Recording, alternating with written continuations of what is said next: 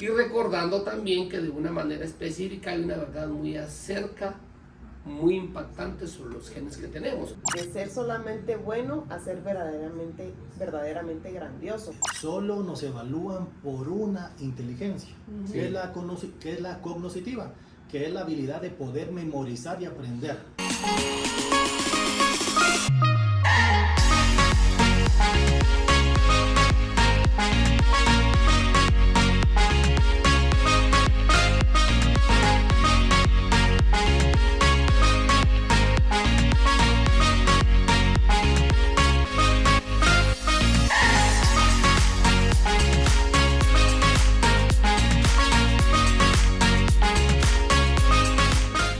Buenos días, queridos amigos, bienvenidos a un programa más de Haz que suceda, enciende tu mente. La verdad es que estamos fascinantes en este año, hemos iniciado con buen ánimo y estamos dispuestos a seguir avanzando. Hola Margarita, Hola. qué bueno verla siempre Buen día. en este foro, la verdad es muy fascinante. Renato, qué gusto verte siempre. La verdad es que cada vez que nos reunimos me lleno de energía muy positiva a compartir con ustedes. ¿Cómo han estado? ¿Cómo les ha ido? Yo también, César, buenos días, Margarita. Bien, muy bien, gracias. Qué bueno, qué bueno. Pues la verdad, queridos amigos, acá nosotros en Haz que suceda, enciende tu mente, hemos venido trabajando pues con el afán de poder compartir con ustedes un poco de nuestras experiencias, de un poco de lo que nos ha dejado este año y nos ha dejado esta oportunidad el autor James Clear a través de su libro Hábitos Atómicos. Hemos aprendido grandes cosas y nos ha desarrollado pues nuevos hábitos, nuevas herramientas de las cuales hemos podido compartir con ustedes. Recordando un poco la sesión anterior, pues hablamos fundamentalmente de cómo un socio, ¿verdad?, corresponsable puede ayudarte a cambiar todo. No olvides ese socio que te puede llevar a tener ese registro, que te puede ayudar a tener una estructura anterior, ¿verdad? Y poder llevar ese registro anecdótico de poder ver qué cosas vas a estar cambiando, ¿verdad? También hablamos de un poco de los contratos que hay que hacer para establecer un hábito y que esos contratos trates de no perderlos, no romperlos, mantenerlos siempre vigentes, ¿verdad?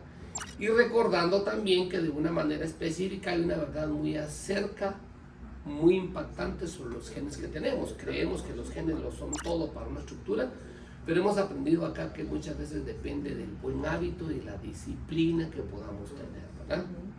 También fundamentalmente hablamos en la sesión anterior de lo importante que reforzaba mucho Margarita, la personalidad en tus hábitos. Y eso te ayuda muchas veces a tomar buenas decisiones, a adaptarlos a tu estructura pues, humana que tú tienes, a tus propios genes, tu propia personalidad y buscar esa adaptación que te va a hacer obtener esos resultados significativos. Y como consecuencia, pues, encontrarlos de una manera muy atractiva, hacerlos muy atractivos como un juego en las que las probabilidades jueguen siempre a tu favor. Pues queridos amigos, estamos muy animados de contar con ustedes, de que estemos acá pudiendo compartir, y hoy pues nos trae unos elementos nuevos, fascinantes, que nos ha dejado nuevos aprendizajes. La verdad es que hemos tenido que desaprender algunas cosas, ¿verdad? O sea, ¿Sí? ese desaprendizaje que hemos podido tener la oportunidad de tener y sustituirlo por nuevas herramientas, ¿verdad? Pero entrando en materia el día de hoy, queridos amigos, acá en Haz que suceda, enciende tu mente, te queremos hacer que eso pase, que tu mente se encienda y poderte ayudar a obtener mejores resultados. Y hoy vamos a hablar fundamentalmente, y para eso pues Margarita es una experta en la parte humana, ¿verdad?, de cómo obtener un mejor modelo o un mejor plan con tus propios genes, ¿verdad?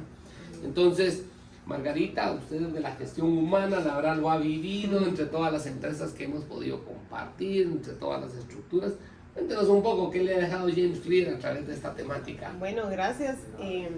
Solo retomando un poquito para que si nos están siguiendo todos los episodios que hemos venido platicando, digamos, en esta oportunidad estamos hablando de tácticas avanzadas de cómo pasar de ser solamente bueno a ser verdaderamente grandioso. Claro. El episodio anterior teníamos la colita o el tema de la cuarta ley, que era hacerlo satisfactorio. Ahorita vamos a afinar más, ¿verdad?, de lo que hemos estado platicando. Y por lo mismo, como usted bien dice, la pregunta que me acaba de hacer de cómo obtener lo mejor de nuestros genes. Y es que miren, la verdad que no es como que uno vaya a hacer un listado de, ay, heredé, no sé, ser más, no sé, analítico. Entonces solo me voy a meter en análisis, ¿verdad? O heredé ser un poco más comunicativo, o heredé ser numérico, o heredé, no. Sino que es conforme uno va sintiendo también las oportunidades que se nos presenten. Y eso es lo que me gustó mucho de lo que leí, digamos. Los genes no van a, con lo que les acabo de decir, los genes no determinan nuestro destino, no lo determinan así, sino que son las áreas de oportunidades que se nos presentan. Y es cierto. Por ejemplo, si yo entro a una farmacia, ¿verdad? A trabajar, porque empecé a ver de que me gusta el servicio al cliente y voy a ser una dependiente de mostrador, ¿verdad? Pero resulta que toda mi vida me costó relacionarme con las personas, o sea, me costó. Pero en el fondo no es que yo no pueda hacerlo, sino que no tuve esa oportunidad en algún momento y se me está presentando, ¿por qué no desarrollarla? ¿Sí? O por ejemplo, las personas que no se han parado a dar una charla y les toca, no sé, dar una exposición próximamente y no hayan tenido la oportunidad hasta que se les presentó en su trabajo y no por eso me contrataron, ¿verdad? Voy a ver de qué manera me puedo desarrollar en esa área para aprender a hacerlo. Muchas veces pensamos que los genes no los tenemos, pero sí los tenemos. No sé si me doy a entender. Así es. Pero es porque no se nos presenta la oportunidad o no la buscamos tampoco, ¿sí? A veces, yo recuerdo en una institución financiera que trabajamos con César, recuerdo que en lo personal no fui contratada para crear comunicación interna, ¿verdad? Sino que era para un tema de evaluaciones de competencias y de clima laboral. Pero en ese momento había esa necesidad de hacer unos clips para comunicarlo a toda la institución. Y la verdad que yo desconocía que era de producción, de edición, y se me presentó la oportunidad y me gustó. La verdad que me gustó mucho la experiencia porque es crear algo nuevo, hacer un guión, ver de qué manera poder enganchar al público, de hacerlo entender, ser clara, etcétera. Entonces decimos, bueno, no lo estudié, pero sin duda tengo algún gen por ahí para comunicar, ¿verdad? Y ahora estamos haciendo podcast que yo jamás había hecho tampoco, pero tenemos que buscar esas oportunidades. Entonces, James habla de que nuestro ambiente determina la idoneidad de nuestros genes y la utilidad de nuestros talentos, sin duda, naturales. Cuando nuestro ambiente tiene algún cambio, también cambian las cualidades que determinan el éxito. Fíjense que si yo, digamos, voy a retomar la experiencia, si me hubiera puesto como, no, yo jamás he hecho eso y qué va a pasar y qué, ¿verdad? Y me gana más el miedo, ¿verdad? A fracasar, sin duda no hubiera perdido esa oportunidad en ese momento. Ahora que hacemos podcast, digo, bueno, más de algo se me quedó, ¿verdad? Y también tuve otra experiencia en otro proyecto que hicimos educativo, que realmente uno va adquiriendo como que va explorando más para qué uno es bueno, ¿verdad? Claro. Y cómo se constituyen los buenos hábitos para poder crearlo, ¿sí? La clave está en dirigir los esfuerzos para lo que uno es realmente bueno. ¿Y cómo sé yo eso? Conociéndose. Por ejemplo, si me crea, lo hablábamos en el episodio anterior, ¿verdad? Si alguien financiero tiene que hacer alguna campaña de publicidad, sin duda la va a hacer. O sea, alguien de números, que solo ve números todo el día, y le dicen, mira, fíjate que se fue la de marketing, por favor, ayúdanos, ¿verdad? Una empresa pequeña y estamos ahí con 3 o 4 miembros en la organización. La persona de finanzas va a decir, uy, voy a empezar a ver videos en YouTube, seguramente, ¿verdad? Que uno busca a veces. Podría ser. Y sí lo va a hacer, pero realmente sus genes es más, o sus esfuerzos fueron más guiados al tema de finanzas, o al revés, lo hablábamos también, si alguien de marketing, por ejemplo, se va al de finanzas, mira, echando la mano para poder hacer los estados financieros, ¿verdad? Y aprende uno a hacerlo, pues sin duda lo va a hacer, pero tal vez el nivel de estrés va a aumentar un poquito, ¿verdad? Lo que les quiero decir es que si nosotros nos conocemos y sabemos para lo que somos buenos, cuál es nuestro talento, por ahí puede ir alineándose más el tema de los hábitos que a mí me funcionen mejor en mi día a día. Y por qué no darle más turbo a eso, ¿verdad? Para poder ser uno más eficiente en lo que está haciendo. Entonces, las habilidades que tengamos nosotros o las ambiciones que tengamos, sin duda, todos somos ambiciosos en algún momento. James habla de que el tema de que sea compatible tu ambición con el tema de lo que tú puedas desarrollar también es algo que puede ser beneficioso para las personas. Entonces, nuestros genes no eliminan la necesidad de trabajar duro, solamente lo hacen más claro, o sea, nos dan más claridad. Bueno, soy muy bueno para eso, entonces, ¿por qué no si soy disciplinado, por ejemplo, ya lo traigo, ¿verdad? Ya tengo esa escuela, ya viene en mí, utilicemos esa disciplina para algo que pueda funcionar, o esos esfuerzos en mi trabajo, en este hábito, etc. Entonces, sin duda, conozcámonos. ¿Cómo nos podemos conocer? De verdad, no tiene que ser una prueba de 2 horas, ¿verdad? O pedirle a una psicóloga que lo haga, no. Uno mismo sabe para qué es bueno. Y de verdad, y si ustedes piensan que no son buenos para, por ejemplo, lo que les decía yo, hacer una comunicación interna en una institución financiera, puede ser que sean buenos para algo que uno desconozca, pero uno va probando y dándose la oportunidad de poder hacerlo. Fabuloso, Margarita, y la verdad es que con todo lo que usted nos comparte acá en Haz que se encienda tu mente, que tenemos pues realmente dar esas herramientas. Usted hoy nos hace ver cómo de alguna manera uno puede hasta predestinarse que no tiene unos los adecuados para hacer algo. Es que no soy bueno para esto. Sí, claro, ¿verdad? Uno se etiqueta o se limita, ¿verdad? ¿Sí? Pero también esa oportunidad de una manera específica nos hace. Yo le cuento una experiencia, ¿verdad? Yo de niño usaba lentes. Desde me diagnosticaron pues una enfermedad en mis ojos cuando tenía como 2 años, porque mis papás se preocuparon al ver que yo no miraba bien. Entonces un niño de 2 años y medio ya andaba con lentes, ¿verdad?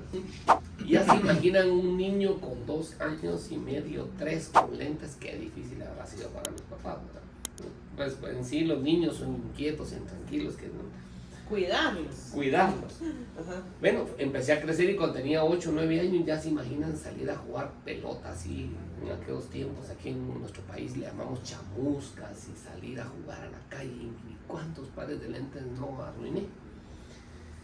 Entonces me ponían sobrenombres con los lentes y todo lo que pasaba, pero la creatividad que mi papá utilizó, agarró un hule, porque cuando me ponían una pita aquí me dolía demasiado. Entonces, con la creatividad conseguimos un hule grueso que se ponía de aquí para acá, enganchaba los lentes y ¡pum!, me los topaba totalmente al cuerpo. Entonces, yo ya no, los lentes llegaron a convertirse parte de mi cuerpo. Bueno, yo a veces salía a jugar pelota, salía a correr y nunca me quitaba los lentes, nunca me los quité. Y así durante 17 años. Yo me daba cuenta que tenía lentes cuando abría la regadera para bañarme. Sí, entonces ya era parte de su cuerpo. Ya era parte de mi cuerpo.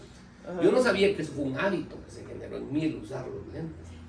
Sí, sí, porque a mí yo uso lentes cuando tengo que utilizar la computadora, pero realmente me costó mucho poderme adaptar a eso. O sea, más no de mujer, ¿verdad? Claro. Es más como... Cambia el look, sí, cambia el estilo, sí. Que a veces los lentes son de un color y no combinan con el vestido, es el otro, ¿verdad? Pero entonces me pusieron unos lentes de carey con un hule aquí y nunca. Para que nunca te los quites. Nunca te los quites. Entonces yo abría la regadera y ahí me daba cuenta yo que tenía lentes, ¿verdad? Y hasta ahí me los quitaba. Pero se volvieron tanta parte de mí, me ponían sobrenombres, me molestaban por los lentes, cuántas adversidades. Pero saben que hoy tengo 54 años de edad y no necesito lentes para ver. Los usé voy a pensar, 2 años y medio hasta los 17, y un día me fui a hacer unos exámenes de evaluación médica con el oculista, el oftalmólogo que me revisó, y cuando vimos me decía la doctora, mire, usted no necesita lentes. ¿Por qué? Pues yo miraba muy bien, y a veces me da no sé qué porque voy a hacerme los exámenes de renovaciones de licencia o algo, y y miro muy bien, pero fue esa disciplina forzosa, si quieren verla, la que me ayudó grandemente. Hoy tengo ya 54 años de edad y usé los lentes desde los 2 años y medio, 3 hasta los 17 años, ininterrumpidamente. Y se volvió parte de, hasta que ese día, bueno, ella me dio el mensaje que yo me los podía quitar, me los quité. Y la verdad es que los lentes, la grabación, sabrá hace cuántos años había dejado de funcionar, ¿verdad? Pero o sea, se le arregló la vista sí, de tanto usarlos. De tanto usarlos en forma permanente. Yo a veces me dormía con los lentes puestos y me despertaba y los lentes seguían puestos. Entonces, ¿verdad? le tatuaron los lentes. Se volvieron parte de mi cuerpo, ¿verdad? Le cuento esto por lo que usted decía, que a veces venimos nosotros y vemos como las situaciones contrarias a la vida. No puedo hacer esto, no puedo hacer lo otro. Yo a veces viene mi esposa y me dice, mira, quiero meter una aguja aquí, y yo miro y lo hago muy bien, ¿verdad? Miro muy bien. Pero eso se debió fundamentalmente, yo no sabía lo que James Clear hacía, yo que iba a saber de leer este libro, toda esta parte, pero lo que le quiero compartir es que los genes están ahí y nos pueden, si nos identificamos para qué somos buenos, para qué somos con esas capacidades que tenemos, la creatividad, el ser pues muy dinámicos, el tener el valor de enfrentar ciertas situaciones. Nuestros genes ahí están, ¿verdad? Él pone un ejemplo en este capítulo. Si, por ejemplo, una persona que haga gimnasia rítmica, si fuera muy alto, pues, le va a ser difícil hacer esas piruetas que hacen, ¿verdad? Pero un pequeño, pues sí va a hacerlo mejor, ¿verdad? Pero un pequeño, una carrera, pues muy probablemente para jugar básquetbol no funcione. Tiene que ser algo excepcional, ¿verdad? Entonces, yo creo que los genes, Margarita, lo que usted decía es que ahí están disponibles, y la identificación es para qué somos buenos. Yo me di cuenta que era bueno para andar con mis lentes puestos, nunca me los quité, y eso me dio una ventaja competitiva. Pues sí. Hoy todos mis compañeros de aquel entonces, cuando era yo mío, con lentes y alguien, ¿verdad? Sí. Entonces una buena solución, ¿verdad? Cuando mencionó Margarita de que no sabemos si tenemos los genes o no. Claro. Claramente el sistema educativo es el culpable de eso. Sí. Lastimosamente, solo nos evalúan por una inteligencia, que es la cognitiva, que es la habilidad de poder memorizar y aprender. Cuando yo comencé a estudiar, habían 8 detectadas, que era la interpersonal, ¿cómo se llama? La kinestésica, la emocional, pero realmente solo evalúan una. Si uno no es bueno para eso, claro, lastimosamente lo ven con malos ojos. Eso es como que vengan y evalúen a un pez para ver qué tan hábil es para subir un árbol, o un gato para ver qué tan hábil es nadando. Claro. Definitivamente no son, porque no es su talento. Qué buen ejemplo, sí. Digo, ¿por qué no evalúan a un pez para nadar en el agua? Y así debemos de ser nosotros, ver cuáles son nuestros genes, nuestros talentos, pero el sistema educativo debería de prestarse para ayudarnos a encontrar eso desde pequeños. Una orientación, ¿verdad? Con artes industriales, manuales, artísticas, y ver en qué nos podemos desarrollar. Digamos que sí hay formas de, qué bueno que tocaste el tema, porque sí las maestras miran, definitivamente las maestras que nos están viendo, sí ven eso, pero para hacerlo más fino o al detalle es lo que dice Renato. Definitivamente, qué bueno fuera de que desde muy pequeños nosotros conozcamos aún mejor en qué podemos ser muy buenos. O sea, lo podemos ver en el día a día, pero llegar más a profundidad es el tema, ¿verdad? Entonces, siendo así, podríamos nosotros ahorrarnos el tema también de que a los 16 6 años estamos con que qué voy a seguir, ¿verdad? ¿Qué carrera estudiar? Porque ese es el tema ahora en día con las personas, con las generaciones que vienen próximas a graduarse.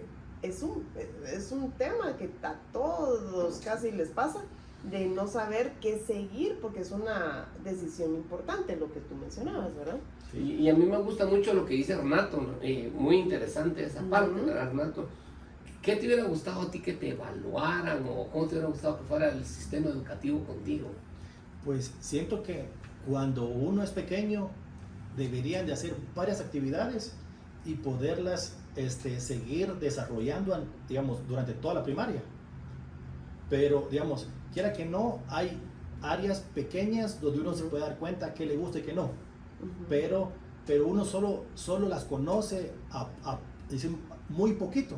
No se sigue desarrollando en segundo primaria, en tercero, porque solo es como un pincelazo de lo que uno puede darse cuenta de lo que le gusta, porque solo se enfocan en una cosa.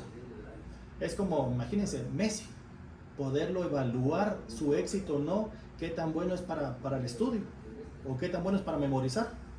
Sí, probablemente. Estaba estudiando a un multimillonario de Estados Unidos que dice que él perdió cuarto primaria. Dice que le afectó demasiado. Y dice, si yo espero que mis hijos que pierdan el grado en preprimaria. Porque en cuarto los niños fueron muy crueles conmigo. Me afectó mi autoestima, dice. Y él creció pensando que era menos que los demás, porque había perdido cuarto primaria. Cuando restauró su confianza, se desarrolló y conoció otras habilidades que él tenía. Por eso fue que se volvió multimillonario, porque descubrió en qué era bueno él. Se sintió como un pez en el agua de los negocios. Claro. Pero le afectó. Y ahí subió su autoestima, pero pasó por esa situación, ¿verdad? Que muchas personas pensamos, no porque me lo están diciendo, ¿verdad? Porque fulano me dijo, porque no, pero es como conociéndose uno. O sea, uno se tiene que conocer, ¿no? De plano, y lo menciona en este capítulo James, hasta dónde el esfuerzo puede llegar, pero según sean tus genes, ¿verdad? Eso es cabal el ejemplo que tú estás diciendo. Y la verdad, pues, este mundo que hemos estado analizando, queridos amigos, acá en Haz que Encienda Tu Mente, te queremos contar que la verdad, pues, a nosotros nos ha dado un nuevo aprendizaje, nos ha dado una nueva estructura de seguir avanzando y poder ver cómo, pues, este comentario que Renato hace sobre la parte educativa. Yo mucho hemos sido pues, educador, tanto en instituciones a niveles medios como universitarios, y me doy cuenta, Renato, realmente tenés toda la razón. Enseñamos algo que no sirve a veces para nada, ¿no? ¿A qué más se ve Sí, claro. esta clase? Sí, factorización, todo el mundo ¿cómo se llama? Reclama eso. Sí. ¿Para qué sirve la factorización? Sí. Yo recuerdo que hay experiencia cuando viene el niño y le pregunta a la maestra de sexto primaria, señor, ¿y eso de la teoría de conjuntos para qué me va a servir? Y sexto primaria. Y viene él y le dice, la maestra le responde, mira, pregúntale al maestro de la secundaria, él te lo va a decir. Cuando llega con el maestro de la secundaria, aprovechando tu comentario, profesor, disculpe esa parte del álgebra, de factorización, descomposición factorial, ¿para qué me va a servir? Cuando llegues al tercero básico, pregúntale al maestro. Cuando llega al tercero básico, le pregunta, profesor, mire, y esta parte de resolver ecuaciones con matrices y resolver un sistema de ecuaciones de varias variables o resolver ecuaciones logarítmicas, eso para que cuando llegues al bachillerato te lo van a decir. Llega al bachillerato y cuando le pregunta, mire profesor, y esta parte de la introducción al cálculo, resolver ecuaciones logarítmicas, resolver situaciones exponenciales, la introducción al cálculo, ¿para qué más servir? Cuando llegues a la universidad te lo van a decir. O sea, nunca nadie le dice a las personas para qué sirve la educación. Y entonces nos quedamos en un modelo educativo prehistórico basado en lo que tú decías, no evaluamos a las personas en sus fortalezas, en sus grandes, sino que a una estructura estandarizada, y ahí algunos colapsamos. A mí me evaluaron sobre cómo bailar tango, yo saldría mal porque tengo 2 pies izquierdos, pues no lo puedo hacer. Pero es parte de lo que es. ¿verdad? Pero James Clear creo que nos deja una muy buena enseñanza acá, queridos amigos, y hace una analogía con un cuento muy basado en Ricitos de Oro, ¿verdad? ¿Sí? Y Renato, pues la verdad es que lo platicábamos, ¿verdad? Yo te preguntaría, Renato, en tu experiencia empresarial que has tenido con tantos trabajadores, tantos proyectos que has desarrollado, tantas estructuras en la construcción, ¿cómo mantener motivado o cómo mantenerse motivado en la vida y en el trabajo? ¿Qué le recomendarías tú a nuestros amigos aquí que nos escuchan acá en Haz que Encienda Tu Mente? ¿Qué les podrías decir tú? La forma que recomienda James en su libro para mantenernos motivados es hacer tareas que no sean demasiado fáciles ni demasiado difíciles, sino Claro. las que estén de acuerdo a nuestras capacidades. Por ejemplo, si decidiéramos jugar básquetbol y jugamos con un niño de 10 años, pues va a ser aburrido porque no hay ningún reto. Sí, claro. O también si decidiéramos jugar con LeBron James o pues Michael Jordan, pues va a ser algo sumamente aburrido porque nosotros no vamos a hacer ningún reto y va a ser imposible jugar con otras personas. Sino sería mejor jugar con alguien de acuerdo a nuestras capacidades, a nuestro nivel. Eso automáticamente va a hacer que nosotros nos mantengamos motivados e ir creciendo progresivamente. Entonces la forma que recomienda James es, él le llama la regla de los Ricitos de Oro, pero es crecer progresivamente. Y cuenta la historia de este personaje que me gusta mucho porque dice que cuando tenía 10 años fue a pedir trabajo a Disneyland y trabajaba, y dice que trabajaba fines de semana vendiendo guías. Luego cuando cumplió 11 se pasó a los trucos de magia y se dio cuenta que le gustaba mucho la actuación. Claro. A los 13 ya le dieron ¿cómo se llama? Como un espacio para actuar durante 1 o 2 minutos. Cuando tenía 15 años, ya tenía espacio encima del escenario de 5 minutos. Si nos damos cuenta, fue progresivamente. Cuando tenía 17 años, ya tenía espacios de 10 minutos aproximadamente. Cuando cumplió 19, ya tenía en el escenario 20 minutos para su show. 15 años después, esta persona hizo una gira a 217 ciudades, se convirtió en un actor, comediante, escritor, productor, músico y cantante. Y en su época fue el comediante más famoso de Hollywood. Y todos lo conocíamos como Steve Martin.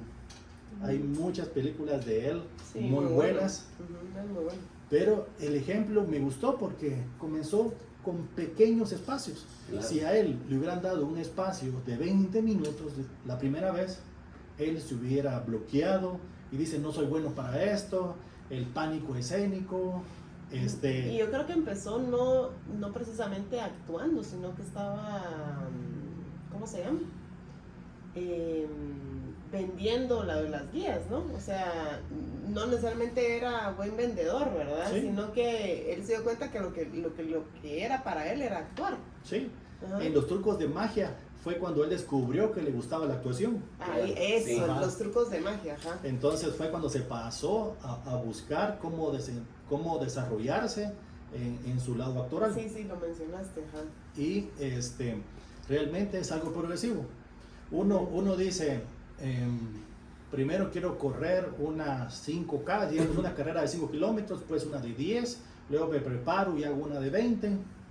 Eso es lo que recomienda James. Hacerlo progresivamente, porque si a la primera nos vamos a una meta muy alta, como va a ser muy difícil para nosotros, nos vamos a desanimar y vamos a perder cualquier pequeña motivación que tengamos para poderlo hacer. Y eso pasa mucho, digamos, con el tema de adelgazar, lo de siempre, ¿verdad? Uno mira una persona que es fit, pero no sabemos todo lo que le llevó, cuántos años, ¿verdad? Sí. Le llevó y nos queremos poner como él o ella, y realmente no sabemos si es operado o operado, se puso, o sea, entonces realmente no nos tenemos que comparar con las personas, sino nos tenemos que poner en comparación con nosotros mismos, digamos, cómo estaba hace un año, ahora cómo estoy, ¿verdad? O también así, si queremos bajar, digamos, si queremos bajar de peso y nos ponemos la meta de bajar 20 libras en un mes, y como solo bajamos 5, Ya me desanimé. nos frustramos. Pero 5 está bien, pero tal vez nos pusimos una meta demasiado grande. Ujú. No sabemos cuánto tiempo le costó a esas personas fit bajar 20 libras. Sí, así Claro. es. Fabuloso. Pues la verdad es que interesante y cómo mantenerse motivado en la vida y en el trabajo, ¿verdad? Ujú. Yo recuerdo, yo estudiaba en una institución educativa donde tenía que mantener un promedio porque había una especie de ayuda económica hacia mi persona. Entonces yo revisaba todas aquellas materias en las cuales yo podía salir bien y también revisaba aquellas en las cuales a mí me costaba. Pero la materia de música me costaba muchísimo, no tengo. Entonces ahí trataba de alcanzar el menos daños posible a mi promedio. Ay, trataba de ver qué hacía, moverme y era mi máximo Con la esfuerzo. flauta. Tenía un maestro de música, la verdad es que era impresionante la forma de dar la clase de música. Sí, la la verdad. flauta. Sí, Ya me imagino. pero él tocaba melodías en piano, Ajá. nos ponía a escuchar y el examen no era nada más que volver a llegar otro día. Él, en lo que él estaba tocando piano, uno tenía que decir quién era el autor, cuál era el estilo, cuál era la melodía que él estaba, y no tocaba el principio de la melodía, un fragmento de la melodía en cualquier etapa de ella misma. Entonces era sumamente difícil la clase de música. Entonces yo lo que hacía es que me enfocaba en aquellas que yo era bueno. Ujú. Por ejemplo, yo era bueno para aritmética, geometría, trigonometría, y de eso trataba. Y esta otra, lo que hacía era que estas, por ser muy buenas, jalaban estas. El promedio de esta. El promedio de esta. Mm. Al final el promedio era bueno, pero había una materia o dos que eran mi dificultad. Correcto. Entonces lo que cabalmente decía Renato, era interesante cómo nosotros nos debemos de enfocar como para mantenernos motivados, ¿verdad? Sí. Porque esa parte, ¿verdad, Renato? James tiene una frase que dice que la mayor amenaza del éxito no es el fracaso, sino es el aburrimiento. Claro. Mm. ¿Cómo nos aburrimos? Al no estar motivados, al que las metas sean muy difíciles o sean muy fáciles, sino tienen que estar de acuerdo a nuestras capacidades. Sí, claro. Y cabalmente, pues, en una parte de este capítulo se habla cómo mantenerte enfocado cuando te aburres trabajando en tus metas. Ujú. Y uno lo que realmente lo que tiene que tratar de evitar, pues, esa rutina del aburrimiento donde, pues, la dopamina se reduce cuando uno alcanza el resultado. Ujú. Pero mientras uno tiene el anhelo y el anhelo y el anhelo de estar trabajando, entonces yo creo que realmente él narra la experiencia donde un experto en levantamiento de pesas le hace él algunas preguntas, ¿verdad? Y él le responde, bueno, sí, tienes que tener genes, características, ¿sabes? Las de siempre. Pero le hace una que hace la diferencia. Cuando él le responde y le dice, evita aburrirte en la rutina, en la actividad. Entonces, yo creo, queridos amigos, acá en Haz que Encienda Tu Mente, lo que queremos ayudarte es eso, que tú evites de una manera específica el aburrirte. O también, pero habla también, fíjese César, que uno se tiene que enamorar del aburrimiento. Ah, claro, Sí. claro, Es claro. que a eso sí, iba hay ya. que evitarlo, pero al final de cuentas ustedes siempre tenemos rutinas, ¿verdad? Ah, por supuesto. Todos los días tenemos una rutina de levantarnos, de bañarnos, del tráfico, de, ¿verdad? La mayor parte de personas. Entonces, interesante que él haya mencionado que hay que enamorarse del aburrimiento, o sea, hacerlo como algo de plano, es lo que toca y qué podemos agregarle más, es lo que usted dice, o sea, evitarlo, pero al final de cuentas, si lo evito, pero de todas maneras me gana el aburrimiento, ¿verdad? Es algo Claro. que Y eso creo que es lo que él recomienda, porque dice que los grandes atletas fundamentalmente deben de sentir lo mismo que nosotros sentimos en un determinado momento, el cansancio, el desgano, el desánimo, el no querer hacer las cosas, pero tener esa estructura de poder avanzar así fuertemente. Yo hace unos días vi una foto de un futbolista, un jugador que estuvo mucho tiempo en un equipo de España y ahora está en un equipo de Francia, que es un defensa, la verdad, ya es grande el de edad, y sacaron una fotografía de su cuerpo y dice, ¿cómo lo logra este Sergio Ramos? A través de una dieta. Yo digo que él debe de cansar de comer siempre sano y sano y qué sano. aburrido. Qué aburrido, ¿verdad? Así es. Ajá. Pero debe de estar enamorado de ese aburrimiento. Sí. Entonces viene él y enfrenta esa situación con carisma, con amor, hasta apasionado con esa estructura, ¿verdad? Tal vez vemos los atletas, pero hay gente que ha llegado muy lejos porque tiene esa estructura de generar ese hábito de levantarse temprano a resolver situaciones, tiene una escuela de lectura, tiene una escuela de alimentación, tiene una escuela fundamentalmente de mantenerse siempre ocupada su mente en cosas positivas, no le da espacio a las situaciones difíciles y negativas. No sé qué opinas de eso, Fernando. Pues cuando Margarita dice de que nos tenemos que enamorar del aburrimiento, es como sobrellevarlo. Sí. Todas las personas que Claro. han logrado algo Sí. es porque pasan a la siguiente etapa del aburrimiento. Todas las personas que se quedan estancadas o que no sobresalen o que no destacan es porque se detienen en el aburrimiento. Pero si uno está esforzándose en sus finanzas personales o en su desarrollo personal y pasa a la etapa de estar siempre aburrido escuchando audiolibros, siempre aburrido leyendo y sobrepasa esa etapa de aburrimiento, se enamora, puede alcanzar su libertad financiera. La persona que va al gimnasio y que se levanta y está comiendo sano y sobrepasa a esa etapa, va a alcanzar ese estado de condición física que desea. Y así en todas las etapas, en todos los deseos que uno quisiera hacer o tener en la vida.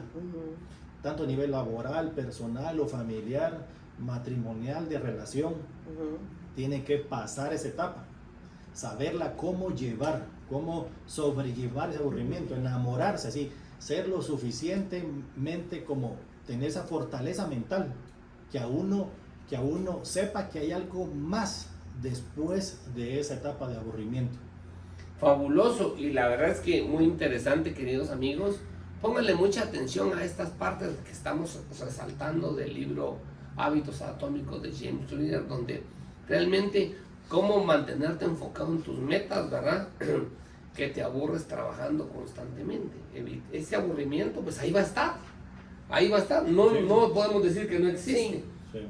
Lo que tenemos que tratar de aprenderlo y tratar de manejar con él. Los grandes atletas, las personas que han destacado financieramente, las personas que han logrado grandes resultados, es porque han sobrepasado esa línea que tú decías del aburrimiento y ahora están en una etapa donde realmente les ha generado cierta satisfacción, Sí. ¿verdad? Sí. Pero fundamentalmente, Margarita, el crear, pues, normalmente hay inconvenientes de crear buenos hábitos, porque uno normalmente le cuesta poder encontrar ese buen hábito. ¿Qué opina usted de ese inconveniente de crear buenos hábitos? Pues que todos lo vivimos. Claro. Pero según el libro, miren, la verdad que los beneficios de los hábitos, según lo que dice James, tienen un costo. ¿Y cuál es ese costo? Al principio, pues uno empieza con la repetición, ¿verdad? Sí, que buenísimo, empecé este hábito, ya voy por el día 22. Con ese mismo hábito hay fluidez, ya lo hago más automático, ya hay una destreza. Pero entonces aquí viene la parte de que, y lo importante que voy a mencionar ahorita es que la retroalimentación ya se vuelve menos, o sea, ya no hay una constante evaluación de cómo voy, Claro. ¿verdad? Entonces ya es como que, bueno, ya lo estoy haciendo porque sí, ¿verdad? Y entonces, ¿por qué es inconveniente crear buenos hábitos? ¿Cuál es el inconveniente? Es precisamente no evaluar cómo vamos. ¿Cómo puedo hacer yo eso? ¿Cómo puedo medir eso? Por ejemplo, viendo el antes y el después. Porque de esa manera, cuando yo veo el antes y el después, ahí sí puedo crear un nuevo hábito para sumar a mi lista de los hábitos que ya voy creando, desarrollando, ¿verdad? Entonces James dice que uno cae en la repetición inconsciente. Y es así, o sea, uno se levanta, puede ser que, por ejemplo, uno se levanta y lo primero que hace es ir a caminar, excelente. Al día siguiente igual, ¿verdad? Ya llevamos un año lo mismo. Pero entonces ya solo te vuelves en ese mismo estado, ya no hay una retroalimentación, entonces ya no hay nada nuevo, ¿ya? Sí. Se vuelve uno como que ese robotito. Entonces, eso es lo que pasa muchas veces cuando uno hace algo automático. Aún así, dice James, es más fácil que uno pueda cometer errores. Y es cierto, o sea, cuando uno ya cae en una zona de confort, no lo habla así como zona de confort, pero se entiende así, uno ya se relaja. Sí, Entonces claro. Ahí es cuando uno no está tan como pendiente, es cuando ocurren más errores. Y errores le llamamos nosotros a que ya no estoy midiendo mis esfuerzos, ¿verdad? Eso es por darle un término, ¿verdad? Entonces lo que hay que hacer es que hay que estar constantemente en la mejor versión de uno mismo. ¿Y eso cómo lo podemos hacer? Creando otro nuevo hábito. Si yo estoy caminando, bueno, le voy a agregar una rutina más, ¿verdad? Entonces es una forma como de ir inhalando, bueno, ir como hilando, mejor dicho, hábitos actuales que vamos mejorando. Y también hay que mejorar o maximizar nuestro potencial, logrando niveles de desempeño mucho más elevados. Aún menciona James a un método matizado, y la fórmula de este método es: hábitos más una práctica deliberada es igual a una maestría. A mí me gustó mucho porque es cortito, ¿verdad? Hábitos más práctica deliberada es igual a una maestría. Una vez que un hábito se domina, es necesario volver a la parte del esfuerzo de ese trabajo y empezar a construir un nuevo hábito. O sea, es como, bueno, ya eres muy bueno en esto, ahora veamos cuál sería tu siguiente nivel, ¿verdad? A uno mismo, diciéndose, ¿verdad? Repitiéndose. Sí. Entonces la maestría viene siendo un proceso de estrechar esa concentración que uno pueda tener en lo que está haciendo, dirigirla a un pequeño elemento necesario para el éxito. Entonces ahí en ese momento nosotros no nos estamos relajando, sino que estamos más como atentos a lo que yo puedo hacer más y más y más, ¿verdad? Y repetir esta acción hasta que nosotros hayamos internalizado la habilidad, ¿sí? Y de esa manera, en el proceso de esta maestría requiere que vayamos formando estas capas que menciona él, ¿verdad? Son unas capas de mejoras una sobre otra. Digamos, uno va recordando, hace un año empecé, no sé, a ser más ordenada. Y me recuerdo que hace un año no encontraba mis libros, o no encontraba los apuntes, o no encontraba... Y ahora todo es más fácil y ahorro tiempo, ¿verdad? Ese tipo de resultados. Bueno, ya soy ordenada, ¿ahora qué puedo hacer? Bueno, si ya tienes más tiempo, entonces puedes agregar un hábito más, ¿verdad? Entonces, de esa manera uno va creando esa maestría. Es como refinar, habla James, y mejorar hábitos para permanecer consciente en desempeño. Eso es lo que uno tiene que empezar a traer esa conciencia. Sé que tengo este hábito, pero no me voy a acomodar, ¿verdad? Sino que voy a continuar. Por eso, lo que estamos hablando en esta sesión son tácticas avanzadas, cómo pasar de ser bueno a ser grandioso. O sea, ya tenemos el hábito. Ahora, ¿cómo puedo refinarlo mejor? Con esta fórmula que les menciono. Y bueno, cuando las cosas comienzan a parecer automáticas, menciona James, y uno comienza a sentirse cómodo, como les repito, se debe evitar a caer en la trampa de la complacencia. O sea, de venir y decir, ay, qué rico, entonces ya logré pesar, no sé, 130 libras. Entonces voy a darme aquella buena, ¿verdad?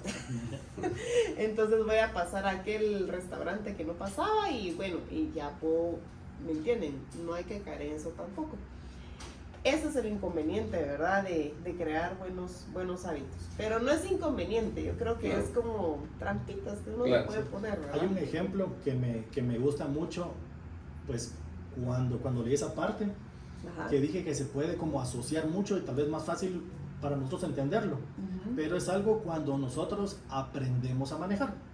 Cuando aprendemos a manejar un automóvil, ponemos los pidevías, aceleramos, hacemos los cambios, somos conscientes de meter el clutch y meter la velocidad y somos como que buenos conductores. A pesar que estamos aprendiendo, somos conscientes de lo que estamos haciendo. Claro, claro. Cuando ya lo manejamos de manera automática, ya no ponemos los pidevías. Ya no ponemos pidevías, decimos aquí cabemos y caemos un poquito en algunos errores, en ser un poquito imprudentes.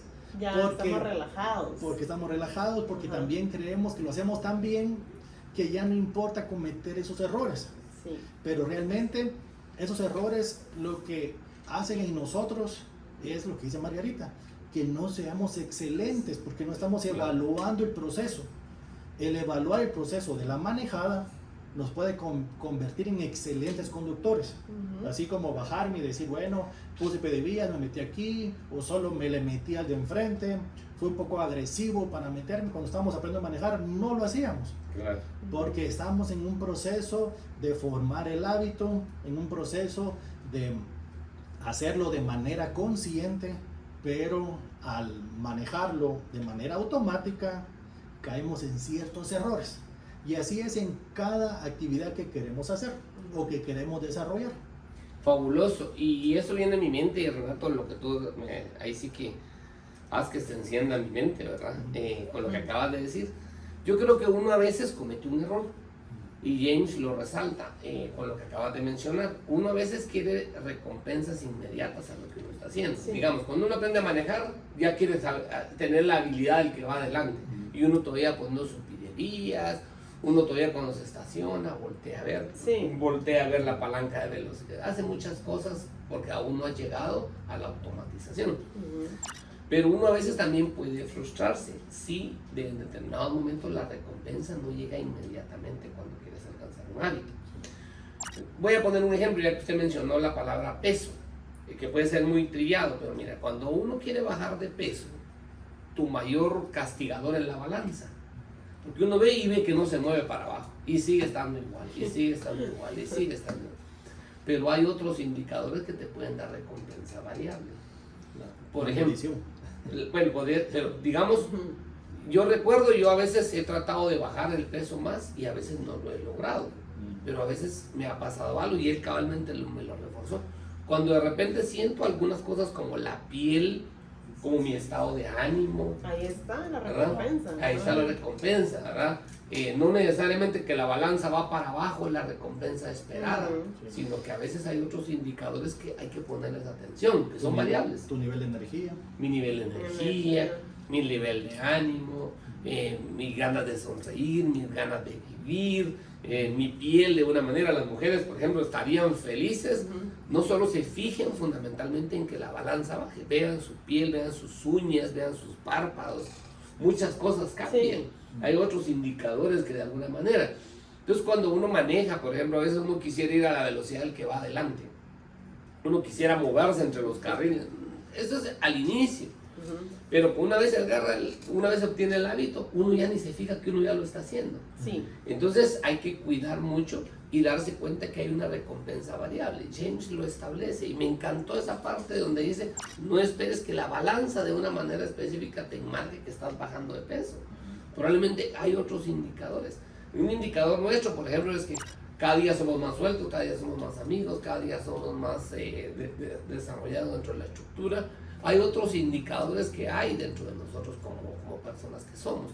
Entonces, la verdad es que la invitación, queridos amigos, acá en Haz que se encienda tu mente, queremos enseñarte que hay formas de cómo reactivarnos, cómo rediseñarnos. Renato, la verdad es que a mí me gusta mucho cómo tú cuando trabajamos haces ciertos ajustes pues a los proyectos, cómo los redireccionas. Y aquí cabalmente él habla mucho de cómo revisar tus hábitos y hacer ajustes. Y tú a veces sos un experto en eso cuando me llamas, mira, César, ajustemos esto, hagamos lo otro, creo que esto puede funcionar y eso nos puede ayudar. ¿Qué opinas de eso, Renata? Pues la verdad es que muy interesante esta parte del libro porque realmente hay gente que es muy buena y es excelente en lo que hace. ¿Y cómo puede mejorar?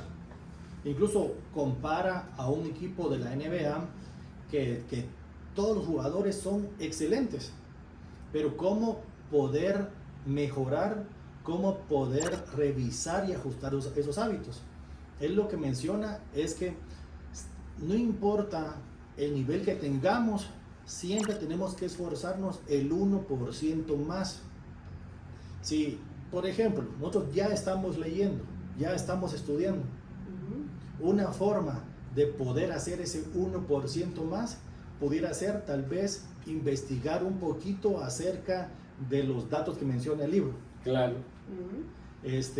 Si vamos a trabajar, no sé, hacer un reporte, podríamos buscar, somos buenos y al personal que le presentamos los informes les gusta y es como fácil de entender, pero podríamos buscar en internet de qué manera se están presentando ahorita esos informes para que sean de una manera más sencilla.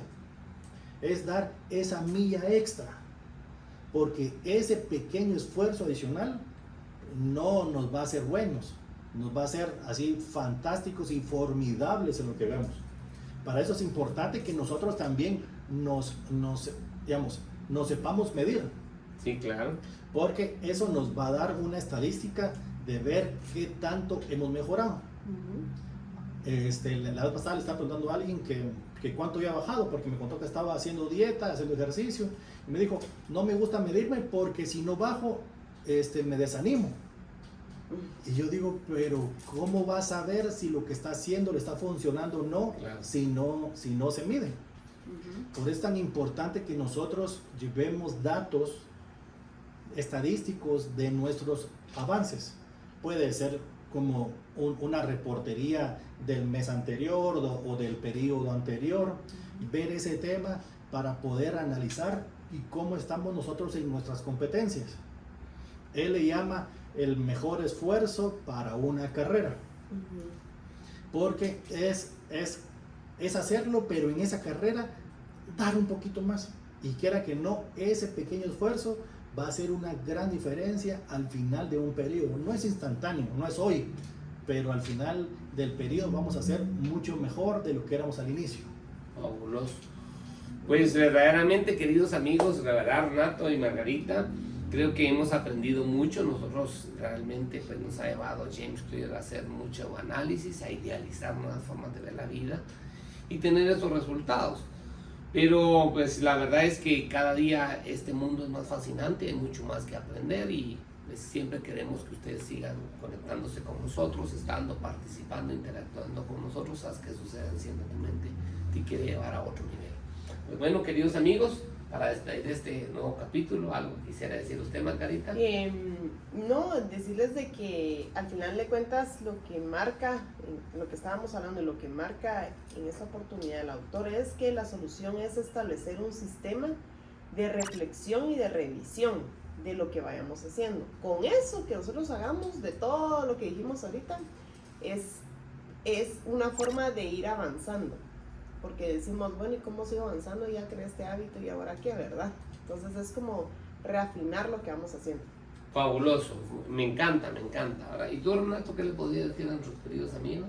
Pues, amigos, si ustedes son peces, por favor no se dejen evaluar con su habilidad para subir un árbol. Sepan que los tienen que evaluar dentro del agua, porque ahí es donde realmente se van a ver sus destrezas. Fabuloso. Pues bueno, queridos amigos, esto pues realmente tiene mucha enseñanza para ustedes. Tómenlo en cuenta, analícenlo, pónganlo en práctica, y porque nosotros acá en Haz que Suceda, Enciende tu Mente, queremos ayudarte grandemente para que tú puedas alcanzar ese nivel esperado en un tiempo más corto. Pues bueno, estimados, fue un gusto haber compartido nuevamente este día con ustedes en este escenario. Es un gusto, pues, siempre que estemos juntos, aprendo mucho de ustedes y de verdad muy complacido. Despidámonos entonces de nuestros queridos amigos. Nos vemos.